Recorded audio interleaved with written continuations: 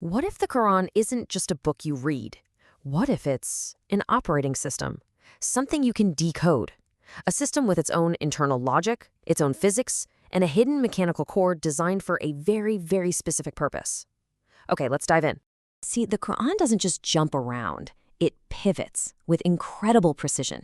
And today we're going to look at one of its most important pivots, a hinge, that reveals this stunning blueprint for how divine command itself gets transferred. It's a mechanism that shifts authority from the angelic realm to the human realm, and it's built with an almost mathematical precision.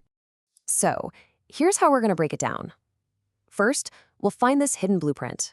Then, we'll decode the cosmic operating system it runs on. From there, we'll see exactly how ʿīsā works as the hinge, how the whole system is stabilized and locked. And finally, we'll put together the complete architecture of command. All right, let's jump right in. Our search starts in the 43rd chapter of the Qur'an, Surah Az-Zukhruf. And you've got to understand, this isn't just any other chapter. It's a major structural turning point, a place where the text basically pulls back the curtain to show us how divine command is really meant to work in our world. Right away, the text gives us this massive clue. As soon as Isa, or Jesus, is mentioned, people start arguing about who he is. And the Quran uses that reaction to basically say, whoa, hold on, you're all missing the point. See, his role here isn't about his identity. It's about his function. It's about what he does within the system.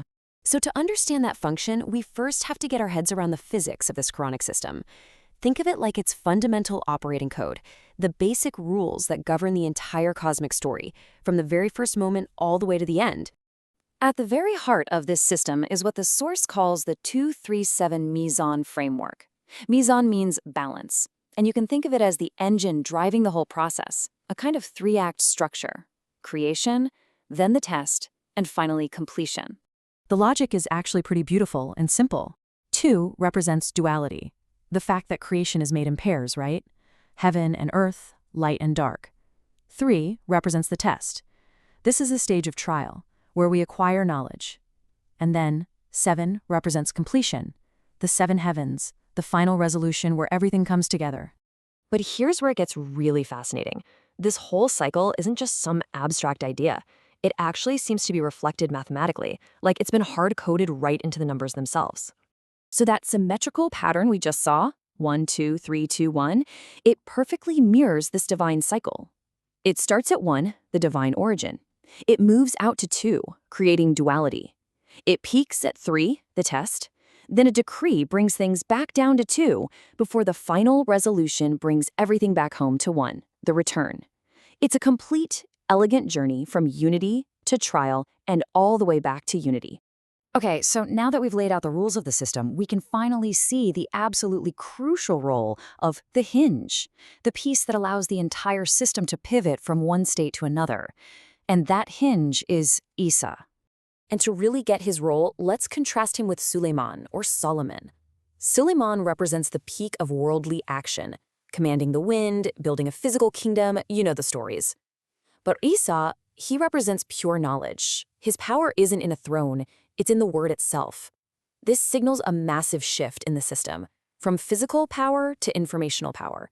And the Qur'an gives us the precise technical term for this job. It defines ʿīsā as a mathal. Now, a mathal isn't just a parable or an example. In this context, it's a transferable form. It's a pattern that allows meaning and command to move from one state to another. So, by its very definition, a mathal is a hinge. And then, bam, the very next verse activates this hinge. It directly connects ʿīsā's function as this transferable form to the idea of making angels successors on earth. The Quran is literally showing us, step by step, the mechanics of how you can transfer command across different orders of being. It's incredible.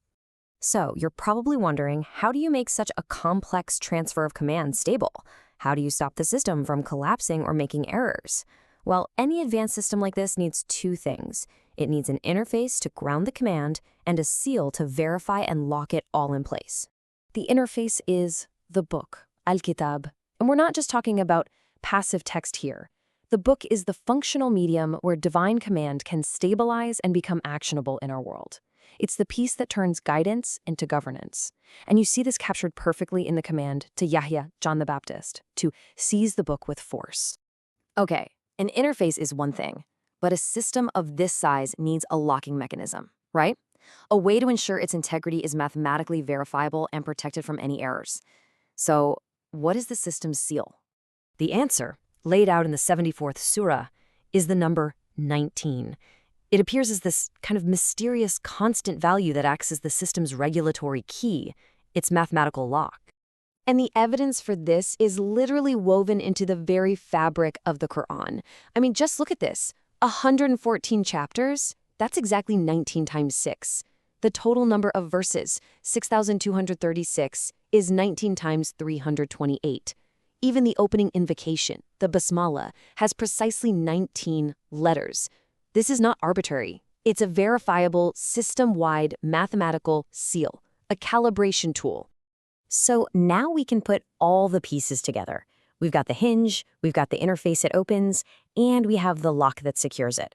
We can finally assemble the complete architecture for how this divine command gets transferred.